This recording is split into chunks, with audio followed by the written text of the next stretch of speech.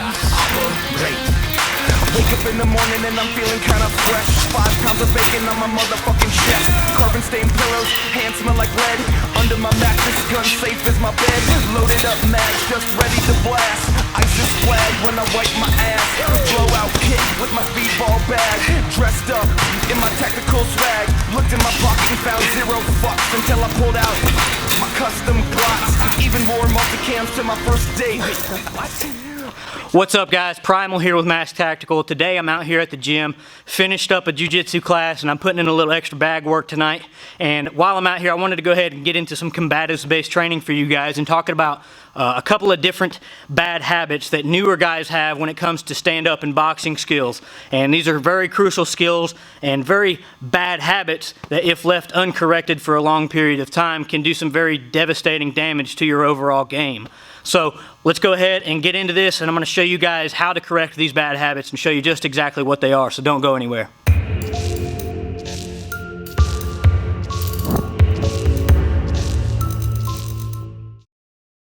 Alright guys, so the first thing I want to talk about as far as bad habits goes is going to be stance related, and there's a few different elements here that we're going to talk about. But first off, I want to just talk about stance in general for a second. Most people don't really know what a proper fight stance is, and depending upon where you get your training is going to highly dictate whether or not you have these bad habits. You could go to a general all-encompassing MMA gym. You might focus on you might go to a jiu-jitsu gym.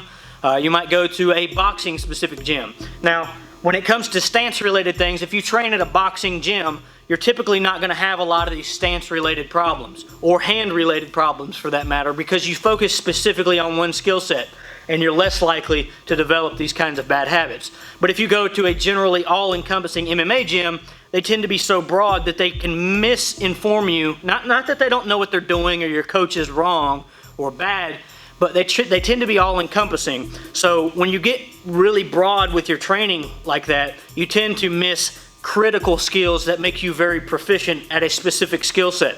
So when we're talking about stance, a good stance is feet shoulder width apart, and you're going to stagger your legs. Your lead leg is going to be out front, and your back leg is going to be in the back, obviously. So what you want to do here is put about 25% of your weight on your front hip and 75% of your weight on your back hip. So what we're doing right now is getting our weight where it needs to be. And your weight being in the right spot is very critical to being able to have maximum power in your knockout punches and maximum power in your kicks, because where does our power come from when we're throwing punches and kicks? It's all in our hips. The vast majority of our power comes from our hips. We can get some great power in our kicks and our punches without using our hips. Don't get me wrong, you still are very powerful with your hands, but the true knockout potential comes from utilizing your hips and getting your hips involved in your movement. So if I'm throwing a straight right hand, I'm not just throwing it like this. I'm turning and pivoting my hip over to get that true knockout power in there. And pretty much every punch that you throw is going to utilize a little bit of your hip movements, whether it's a straight right or a left hook. There's several different things that come into play whenever you're talking about hips, and they're involved in kicks as well as punches. So 25% of your weight on your front foot, 75% of your weight on your back. And what this does is it allows you to be snappy on your front, but keep your power where it needs to be, which is in that right hip or the left if you're unorthodox. So if you're traditionally stanced, you're going to have your power right here, and you're going to stay agile on the front leg. Just that 25% gives you the ability to stay snappy when you're moving. You can pop up and check kicks. If they're coming at me with an outside leg kick, all I got to do is pop up and check that kick. And I promise you, checking kicks doesn't hurt you nearly as bad as the person kicking you does. So don't be afraid to check kicks. So we're checking, or if while you're being really snappy on that foot, you might want to pop it up and do an up kick, or you can come in and do a straight push kick. It just depends on what you want to throw and how the fight's developing. So front foot 25% hip, and 75% on your back hip. The next thing is you want to stay on the balls of your feet. You're not tippy-toeing, but you're not staying flat-footed. You're right in the middle, okay? Bent at the knees, you're not squatting, and you're not staying straight legged. A lot of people will stay really stiff right here, or they'll crouch too low. Right here in the middle, just bent at the knees just slightly, and you're staying on the balls of your feet. And this allows you to stay active and move really agilely, if that's even a word. So the next thing I want to talk about is your back foot.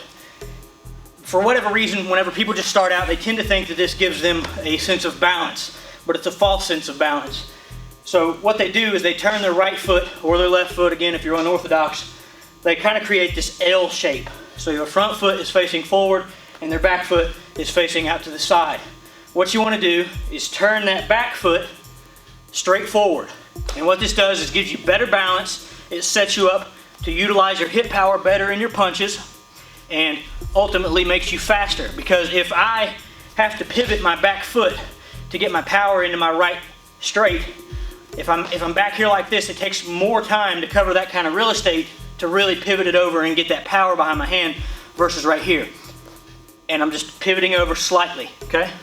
The next thing I want to talk about is how you move, right? Some people will, when they sidestep, they'll do a lot of this and cross up their legs.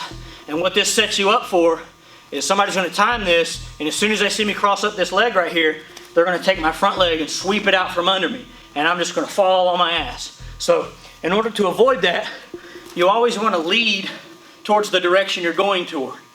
So if I'm stepping right, I'm not doing this, okay? If I'm stepping right, here's what I'm doing. It's the same thing to the left side, right? I'm leading with the same foot that I'm going towards, pulling the opposite one behind me. Now, same thing works if you want to pivot. If somebody's pressuring me and they're throwing punches at me, I might want to pivot and cut an angle and hit them with a hook. So if I pivot, I'm right here, I'm just doing that. And I can pivot with both feet.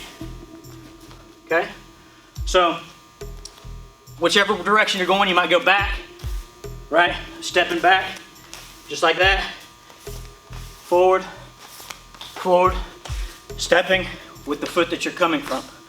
So that's pretty much going to do it for stance related issues. If you notice you've got those bad habits, start correcting them on the spot. And the biggest thing about these bad habits is that back foot being turned to the side. If you turn that back foot forward, both feet towards the enemy at all times. That's how you want to be. Both feet towards the enemy at all times. This is a very hard habit to break, and it's probably the most crucial out of all the ones that I just mentioned. So let's go ahead and get into some hand-related things.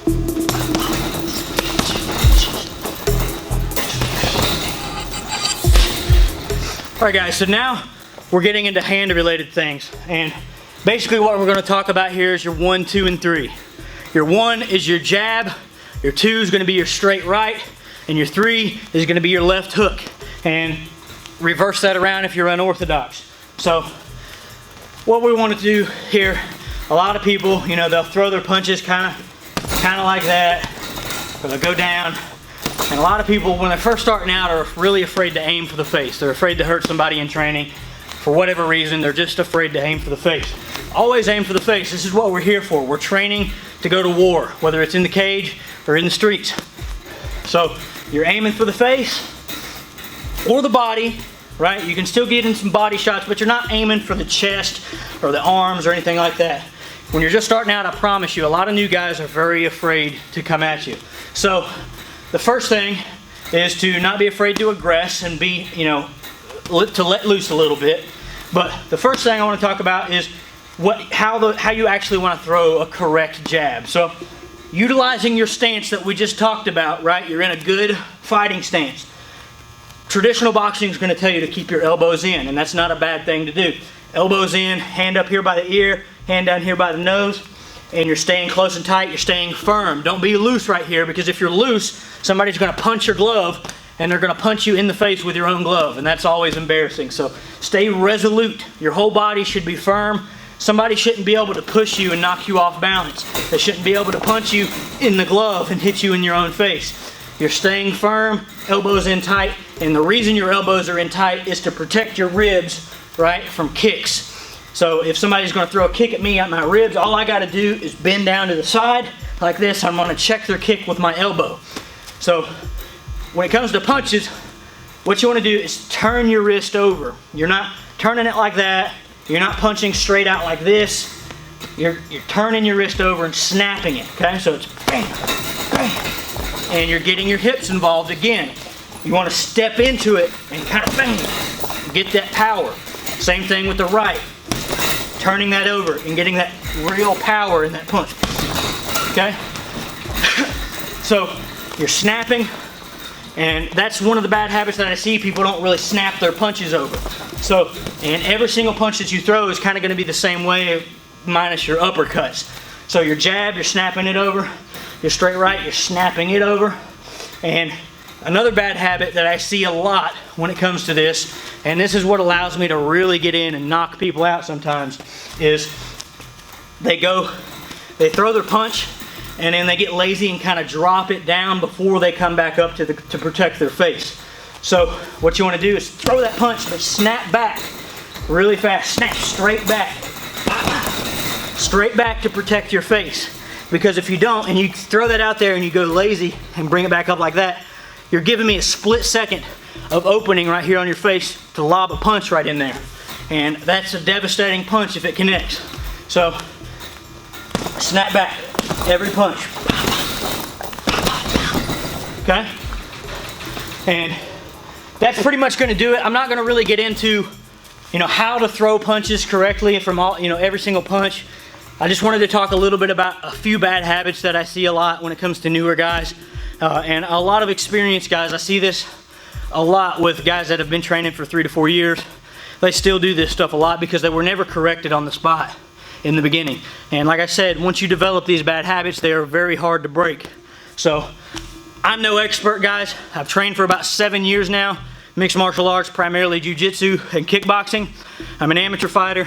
So take my advice for what you will, but I'm in here every day training, getting the actual experience, and this is what I see as far as bad habits goes with everybody else. So till next time, guys, thanks for watching. I hope this prepared you. Stay tuned for some more combatives related educational content. Get signed up on the website and join our tribe. I'll see you guys in the next video.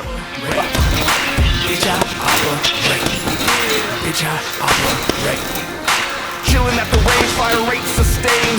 Lead showers when I make it rain. C-clamp like a motherfucking boss hog. Got more practice than you on my damn dog. 2 in the morning doing CQB, tiptoeing down the hallway.